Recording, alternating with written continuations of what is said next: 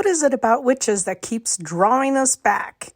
Speaking of Spirits have done 2 different podcasts on witches, and here we are for a third. Join us as we talk about witches in history and some of the most famous witches of all.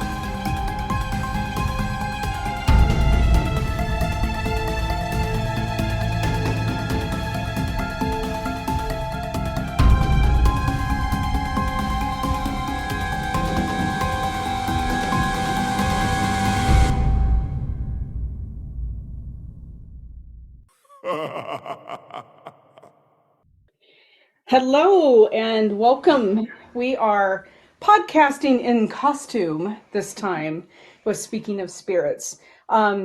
We are going to talk today about Salem witches. We did a little bit blurb on it last time and some historic witches. Yeah, and so with me I have Celeste and Kate and Susie. Yeah, I can't wait to get started. So this light is blinding me, so let me move it. Sorry. Is this lid? There. Let me not. Yeah. All right. Cool. So, and it's so cool. And I haven't had a chance to read it yet, but I just got the book Killing the Witches, which is in. If you've never read any of the Killing series, it's there are books that Bill O'Reilly does. They're really well researched. They're all historical, not political. And he did this book he just released it, and I just got it yesterday, on Killing the Witches. And it's all about Salem witch trials. So can't wait to read it because his research is pretty impeccable. But I don't know if you wanted to start about like the history of witches, or what are you thinking? Well, one of the things I would like to share is some of the history of the number of witches that have been killed. Of course, it isn't documented because a lot of people didn't want it documented, but the Crusades and all of the religious stuff, there's actually still witches being killed in South Africa and different things like that. So it is estimated over millions have been slaughtered. Yeah. After our last podcast, I'm on another podcast with Deacon, and he does a lot of research on South Africa and a lot of different areas. And he was talking about the South African witches that are being killed. And he says most often it's the high witch that's telling everybody to kill the other witches. Which I thought that was really interesting. It's not just like mob mentality. It's an power and control. Exactly, power and control. It's like a hit. She puts out a hit, or he, on other people who are practicing because they don't want that, I guess, competition, I would imagine. That's interesting. That's interesting. So that's a little bit of a different take to what happened in the Crusades and everything else. Yeah. But it's scary stuff, right? They also say never let a good crisis or epidemic go to waste. So throughout history, there is also a portion in there of property control, land grabs, and any kind of, if I want your husband, then we're going to accuse you of that. If you inherited something from your husband passing and we don't feel that's right, I'm going to accuse you of that. So there's been a lot of that going on. And just even out of spite, just simply, that girl is so pretty and she's taking all the other men in the village, or they're all interested in her. So now my prospects are gone down. So she's our next target. Well, another thing that I've read is most witches are the wise ones. They're the ones who knew how to take care of the seeds to replant crops. They knew how to weave baskets and how to be midwives and how to create medications from the different plants and herbs. And when doctors started making money off treating people, even way back when, if you had somebody that was doing it for free or for a dozen eggs and you were losing out on money, they're a witch. And so it's had all different kinds of twists and turns. And things like that are more effective than anything that they initially started to make that was more synthetic or in their labs, or, you know, like using mercury to cure STDs, which we know that that is going to be the ultimate cure. You'll be dead. Yeah. So The Mad Hatter's disease. yeah. So if they see that these results are going to be bad by these people coming in and taking these remedies from these doctors, and yet they're dying, they're not going to sell their product. So they're going to go to someone who's reputable, who's been around, who has the knowledge and the power and the know-how, and it actually works. So take them out. So I was trying to find out when did what's the earliest recorded time of a witch, right? And so according to history, and I couldn't find anything earlier than this, it was in the Bible, actually. It was written, I guess book 1 of Samuel, thought to be written, that was about between 931 and 721 BC. It tells of a story that King Saul sought a witch. He sought out the witch of Endor to summon the dead prophet Samuel's spirit to help him defeat the Philistine army. The witch roused Samuel, who then prophesied the death of Saul and his sons. The next day, according to the Bible, Saul's sons died in battle and Saul committed suicide. And then another Old Testament verse condemned witches, as the off-cited Exodus, I guess 22:18 says, "Thou shalt not suffer a witch to live." So, well, and if you use the term loosely, back in Egypt, they did magic. They did energy working. They didn't call themselves witches. Most of them were priests or priestesses. But the practice of medications, of the mummifications, of how to propagate your land and whatever plants you're trying to grow, it's probably been around as long as time. There just wasn't necessarily someone writing it down in a book, right, and labeling it as a witch who knew this information. But witch, I believe it's Gaelic, but I can't remember. It might be another language, but witch is wise. And witchcraft is the craft of the wise, which meant they were the ones that had the knowledge that carried on for the medicine, for the crops, for being a midwife, for helping with animal husbandry of breeding and birthing. And if the cow needed help having the calf pulled, those kinds of things, those wise people knew how to do it, and they taught the ones below them. It'd be interesting to know when it switched, like from just everyone kind of knew this kind of stuff, and then it turned so that witches were like the abnormal, right? Like the people who could cure and heal with like herbals or know how the crops grew and what to do for that. Like, when did that turn where people became resentful of that? Or I bet it has a lot to do with the money and the power and the land and all of those other things. Because women didn't have, we didn't even have rights in this country until not even 100 years ago, wasn't it? Yeah. To that effect of voting and different things like that. Yeah, I guess the hysteria, the hysteria took hold in Europe first, obviously. America's a fairly young country, right?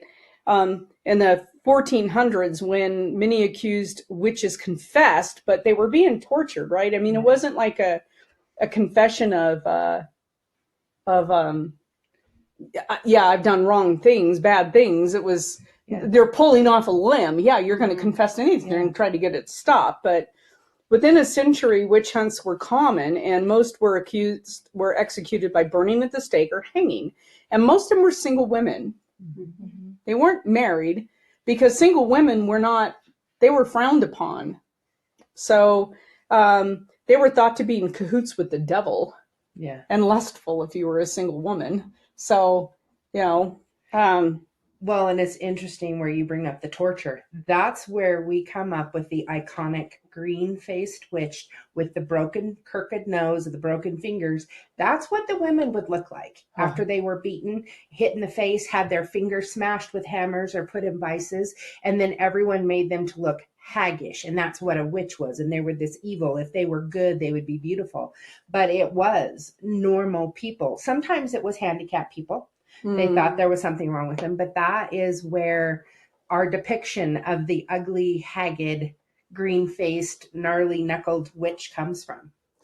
So there was a publication, and just Germany had the highest executions, the highest amount, and Ireland had the lowest. Which in the Celtic world, witchcraft really wasn't that frowned upon. I mean, everybody went to your witches. It wasn't.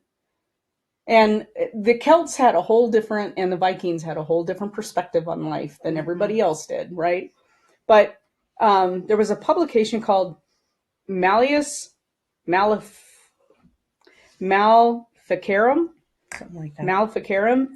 Yeah, I think it was written by two German Dominicans around, it was in 1486, which likely spurred witch mania to go viral. And basically the book was translated to The Hammer of Witches, and it was essentially a guide on how to identify, hunt, interrogate witches.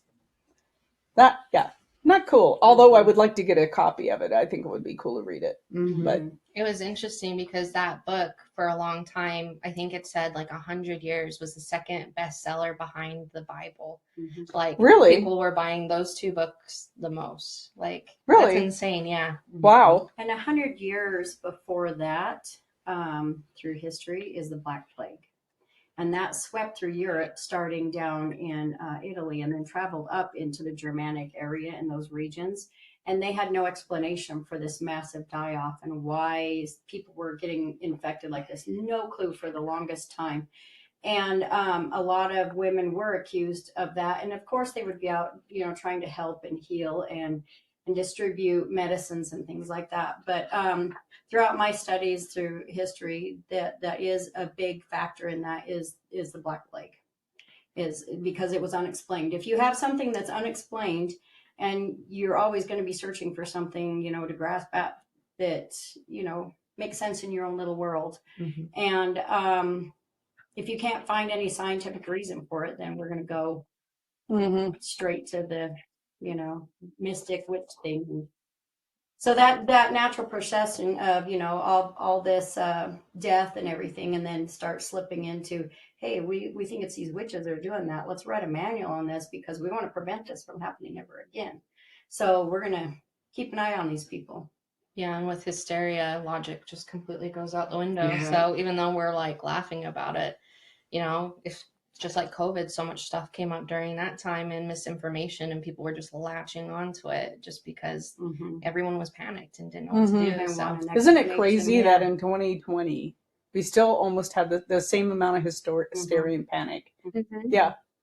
Watching people argue and scream at each other that you are within the 6 feet distance, and it might have been like half a foot out. I'm like, you guys are crazy. Yesterday this was just fine. So what changed today? Yeah. Yeah. So do you guys want to move on to the Salem witch trials? Absolutely. Yeah. So I guess it started, the Salem witch trials in Salem, Massachusetts started, it was basically 1692. And so it started with Abigail Williams. She was 11, and 9-year-old Elizabeth Paris, who were suffering from fits, body contortions, and uncontrolled screaming. Today, it's thought that these young girls were poisoned by a fungus, because it can produce some of these same symptoms. But as more young women began to exhibit symptoms, mass hysteria ensued, right? So, and so I think we talked last time that they thought it was a fungus on the wheat, right? Which everyone would have been eating. Everybody would have eaten it because it was, harvest, and you're eating the wheat and there's a fungus on it. And so which It is was. the basis for LSD, and there's a case of that back in Europe as well. Oh, really? Wow. Yeah, where they danced themselves to death. They theorized that it was the same fungus that's the basis of LSD that they ingested, and they had hysteria and then eventually died because Wow. they had a massive amount of it. So that does not surprise me at all. Well, I know that. I think technically you can't overdose on LSD. No, but the sanitation and the conditions of what was going on back Yeah. then, you know, if So there was Well, other and if stuff they're not involved. drinking and Yeah. eating because they're in they're a dancing tizzy. for, I think they said it was like 7 days or Oh my something like God. that, Yeah. and they literally died from it. So Well, yeah. just I mean- one little village that it took place. Wow, I've They're never still- read that. Yeah, they're still studying it. It's really interesting. But yeah, they've theorized that it's been due to the fungus. I can't remember the name of it either, but it is the basis when they finally refined it into LSD. But it's the basis for it. I have got to read on that. That's Mhm. fascinating. So on June 10th, Bridget Bishop became the first accused witch to be put to death during the Salem witch trials. She was hanged at the Salem gallows. And if you've been to Salem, it's one of my favorite places in the whole world. But it's really interesting to be there. And the Salem itself is really small. A lot of people think, it's going to be a really huge place, but it's not. But you can definitely, there's a feel. There's a feel there. It's great. Based on perspective, it's great now. Then it wasn't so great. So about 150 people were accused and 18 were put to death. There were 6 men convicted and executed as well. It wasn't just women. So, and then it says, so that was Salem. But in Connecticut, there was Elise Young, who was the first person in America executed for witchcraft. So this was in 1697, and Salem was 1647. Salem was 1640. 1692. Okay, 1692. 1647, Elise was actually the first person in America executed. So in Connecticut before. That's interesting. She was executed before the first witch trial took place. So 46 people were accused of witchcraft in Connecticut, and 11 were put to death for that crime. And I didn't know that. Like, it always centers around Salem. I didn't know about the Connecticut witches. So, and then Virginia had, they were less frantic. 1655, a law passed making it a crime to falsely accuse someone of witchcraft. But people were still concerned about witchcraft, and 24 witch trials took place in Virginia, but none were executed in Virginia. So yay for that. Anyway. I was just going to, this is one of my little weird synchronicities, is when I first studied about the witch trials and the details of it. One of the execution dates was August 19th, which is my birthday. And several, I think there was 3 named Sarah, which is my daughter's name. And it was just one of those weird little, I'm getting chills. And it's just I don't know, just one of those little weird synchronicities that just, I don't know, kind of validates what I feel, what I do, who I am. But most people that were, I can't say most. A lot of people that were executed were nothing.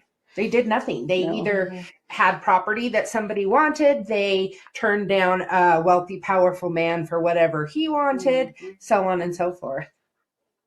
Yeah. So one of the Virginia witches, her name was, and I don't know if you've read this, Grace Sherwood. Her neighbors alleged that she killed their pigs and hexed their cotton. Yeah, pigs are a big deal when it comes to witches, right? It's and so she was brought to trial in 1706. The court decided to use a controversial water test to determine her guilt or innocence. Okay, so her arms and legs were bound and she was thrown into a body of water. It was thought if she sank, she was innocent. If she floated, she was guilty. She didn't sink and she was convicted of being a witch. But thankfully she wasn't killed, but she was put in prison for 8 years. it's just ridiculous. Some of these tests, like if you really are a witch, you can get out of these chains. We've just strapped you to a piece of wood and set you on fire. Like those dunk chairs too, where they would dunk them into the water. Oh yeah. They look almost like a catapult kind of a system, and they would, or putting all the stones on them. Just like when Monty Python made, but Oh yeah. how much would a witch weigh? If a witch weighed as much as a duck. Yeah. I don't know. The whole thing is just so infuriating. But I kind of wanted to talk a little bit about famous witches and historic witches, and you have some information, yeah? Yeah, because one of the hard things to find, I really wanted to find someone who proclaimed themselves as a witch and not just through torture confessing to being a witch. You know what I mean? Because I feel like most of those people, like you said, weren't actually witches. They were just in the line of fire. But I did find one in Scotland. Her name was Agnes Sampson, and this was in 1591. So it was interesting. In Europe, their witch trials were kind of happening just a little bit before it happened over in America. But Agnes she was a midwife. She was an incredible healer. But also what's ironic is that people would come to her for illnesses that they thought were cast on them by witches. So like her whole thing was to try and help them get over these illnesses and like protect them from witchcraft. A big note, she was a widow, of course, with 7 children. So that's one of the reasons why she was targeted. So that almost starts to sound like they were starting to differentiate between a good witch and a bad witch. Yeah. At that time. Yeah. So what got her accused was the king at the time was marrying the queen that was in a different country. Her ship was having too many problems getting to Scotland. And so he went to go get her, and the seas were really bad when they came back. And so, of course, they're like, well, this is obviously witchcraft, right? It couldn't be anything else. Weather, Like season, whatever. Nothing. Yeah, that obviously never happens. Polarized captain. Yeah. Kidding. So through the confession of someone else, they said that Agnes was like the head or the eldest witch in this small little town. So of course, she went and was jailed. She was tortured. They shaved every inch of her body to see if she had a devil's mark. For people who don't know, that's going to be a birthmark. Yeah, I have one. Mole. Yeah. Yeah. They also say that most of the time it was hidden by your hair. So that's why they would shave you down to find it. And of course, she unfortunately had a mole or something. And then they tortured her for probably about an hour before she confessed to everything. Made up this crazy story that she had gotten this cat, tied the body parts of a dead man on it, and threw it into the sea, and that's how she cursed the king to have a bad travel. Yeah, something so crazy. And so she also confessed that on Halloween night, she met with 200 other witches, and they signed their souls over to the devil. The king at the time was actually really involved in the trials, which was kind of odd. So in her trial, he was like, I want you to prove that you're a witch. Tell me what my wife said to me on my wedding night, or something, the first night that him and the queen were united. And he claims that word for word, she was able to say it. So they strangulated her and burned her body.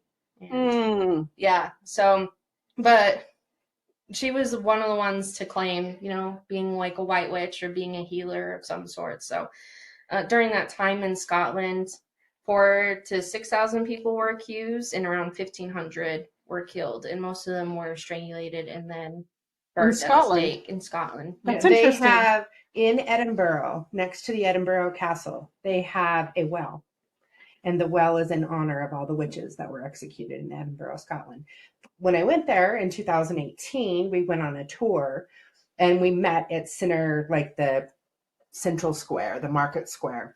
And there had to be 50 people in our tour. And me and 3 of my friends were there. And the lady said, we're here today because someone has been accused of witchcraft, and it's you. And she pointed right to me. And of course, the cackling began with my friends, thinking it's hysterical.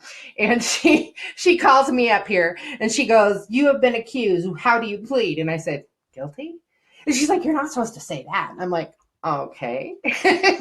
So they tortured me, and they flogged me, and they hung me, and then they burnt me, and then my friends all had to pay to clean up the mess afterward. And she said this was an often a Sunday afternoon activity in Edinburgh. Wow. Is they would have the criminals, the murderers, and the witches, and they would execute them, and everybody would bring their families, and they would put out their blankets, and they would have their picnic as they watched the people being tortured and killed.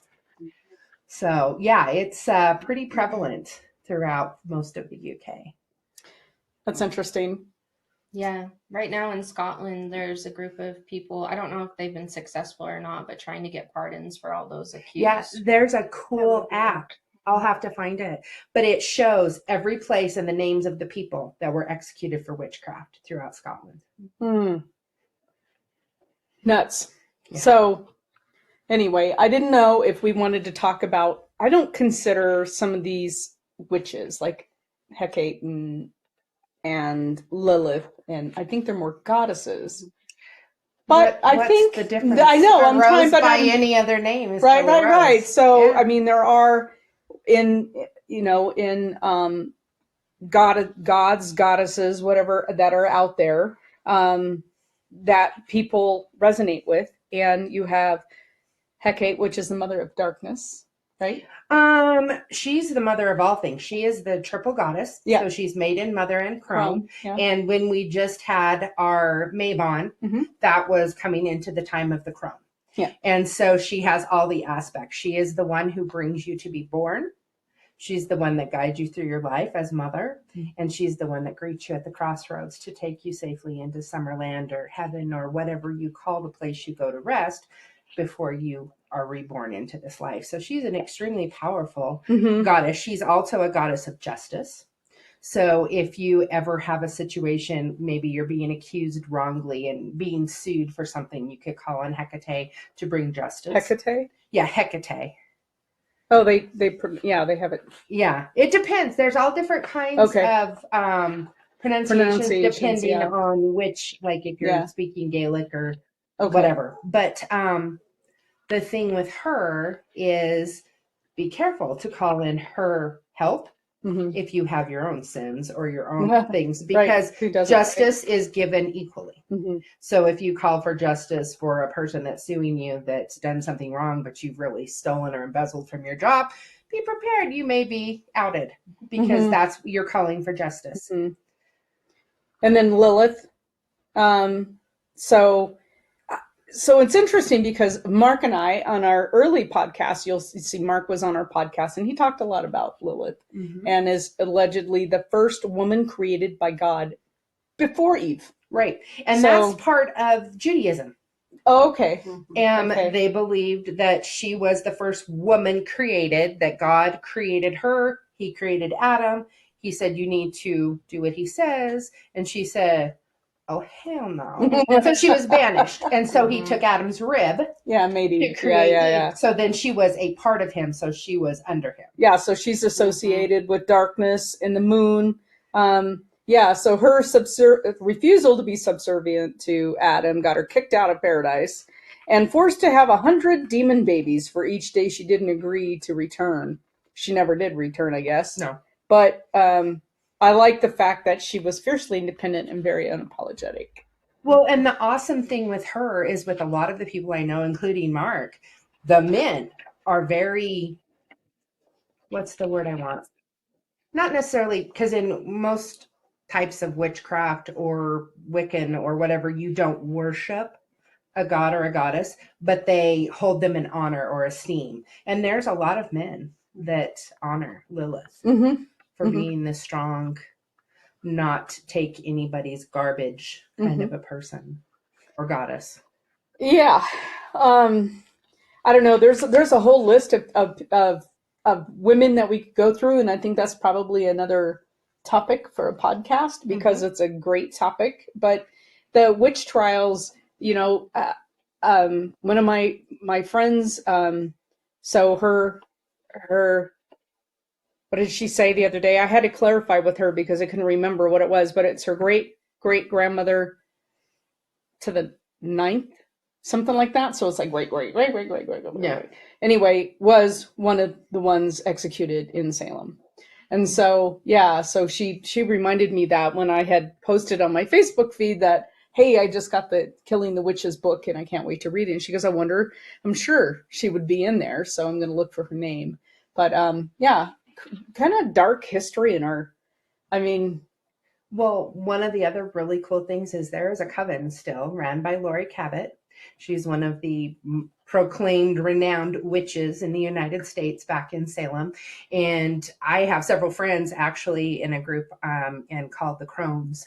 And they still gather and they still do things. And if you're a fan of Voodoo by Oh. Godsmack, that is that coven that's in there. They're doing one of their ceremonies with their swords and their capes. nice. And he specifically asked them if they would be a part of his video.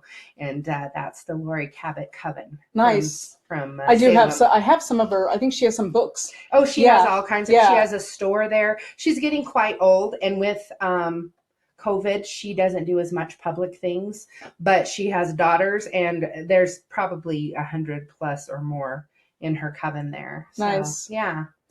Well, I don't think. Do you have anything else, Kate? No. I don't think that witches are anything to be feared. Certainly, there is dark and there's light to everything, and I think it's just on, how you practice. But you can tell that we're all very in tune with it all, and we love it. Anyway, I think that was it for this topic. All right. Whenever two or more women join together, great things happen. Yeah. You've been listening to Speaking of Spirits, powered by Pocatello Paranormal Research in Pocatello, Idaho. Thank you for joining us today. We're glad you could be here. If you're enjoying the podcast, please do us a favor and go to whatever platform you are listening to the podcast on and give us a review. We prefer the 5-star reviews. This helps us know how we're doing, and it helps others to find the podcast. Thank you for joining us, and we hope to see you on our next podcast.